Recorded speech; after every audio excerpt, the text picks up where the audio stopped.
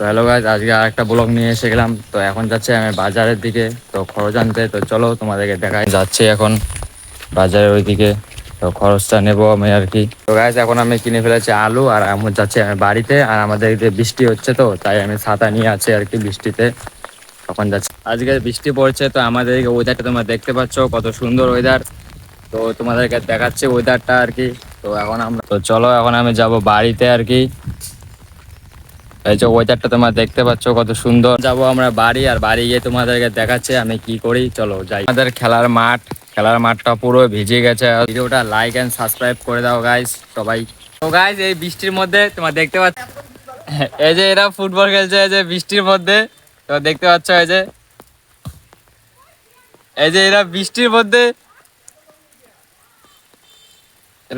মধ্যে ফুটবল খেলছে। এই বৃষ্টির দিনেও এরা ফুটবল খেলছে এরা সবাই।